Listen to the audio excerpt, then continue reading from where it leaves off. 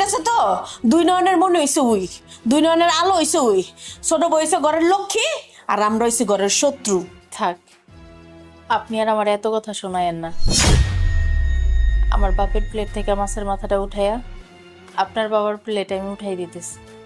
কোনো দরকার নাই। আমার বাপে মাছের মাথা খায় বড় হইছে, আমার বাপে তোর বাপের জুটা খাওয়ান খাইবো না। আর আপনি তো জীবনে মাছের মাথা খান নাই, খায় যান মাইয়ার বাইতায়, পেটটা বইরা খান, মনটা বইরা খান। আবাহো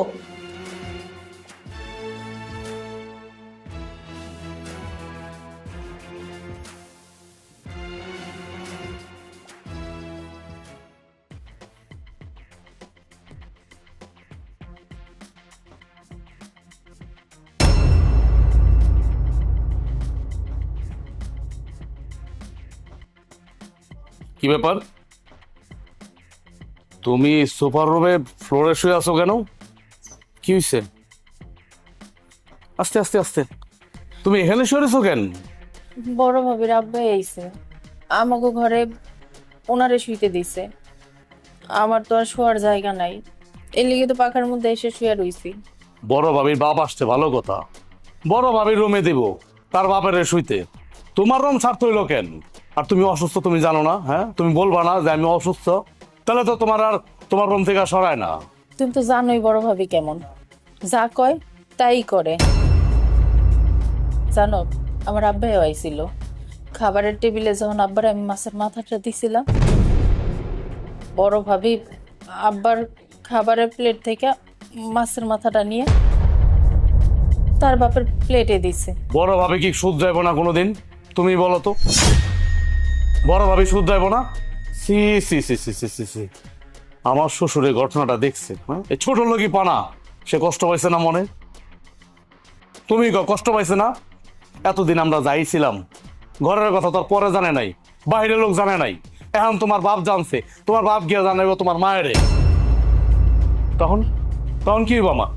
আসলে হয়েছে কি জানো, আমি তো সংসারে বেশি টাকা দিতে পারি না।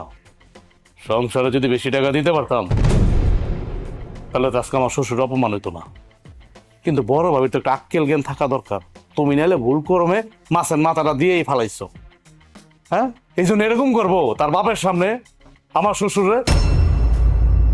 লজ্জা লাগতেছে আমার। আর আমার ভাইও আছে, আমার ভাই, বড় ভাই আর মেজো ভাই, তাকে বড় কিচ্ছু কয় না। তুমি এত মাথা গরম করো না তো, মাথাটা ঠান্ডা করো। এই যে এটার জন্যই আমি তোমার কিছু জানাইতে চাই না। তুমি না জানালে মনে হয় আমি জানবো না? হ্যাঁ, আমার ভাই ভাবি কেমন আমি মনে জানি না? এই যে তুমি এই ফ্লোরের মধ্যে শুয়ে রয়েছো এই ঠান্ডার ভিতরে, এমনি তুমি পোয়াতি মানুষ, তোমার যদি একটা কিছু হয়ে যায়, তুমি যদি অসুস্থ হয়ে যাও, আমার বাচ্চাটার কি হইব? তোমার কি হইব? তুমি কি এটা ভাবছো? বা বড় ভাবি এটা ভাবছে? মাই কইছিল, মাই কই, মাই কিছু বলে নাই? মা কি কইব? মার কথা কি বড় ভাবি শুনে?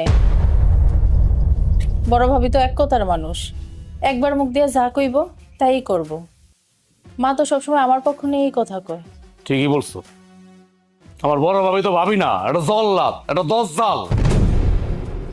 আমার জীবনে বিশ্বাস করো, আমার জীবনে আমি অনেক মহিলা দেখছি, অনেক ভাবি দেখছি, কিন্তু আমার বড় ভাবি আর মেজ ভাবির মতো কোনো ভাবি আমি দেখি নাই। খালি নিজের স্বার্থটা ভালো বোঝে। এই সাহেব, আমাকে ভাই ভাই বোনের মধ্যে দ্বন্দ্ব সৃষ্টি করতে। আমার দুই ভাই, মেজো ভাই বড় ভাই, আমার সাথে ঠিক মতো কথা কয় না, অথচ আগে তো এমন ছিল না। এরা সংসার আসার পর থেকেই মেজো ভাই আর বড় ভাই আমারও দেখতে পারে না, মায়েরও দেখতে পারে না, শুধু এই ভাবিদের কারণে। আল্লাহ যে কবে এদের বুঝ দিব, আমি খালি এই চিন্তাই করি। ওই যে তোমারে খাড়ায় মারতেছে, এই সংসারের মধ্যে সমস্ত কাজ করো তুমি, হ্যাঁ, ঘর দোয়া থেকে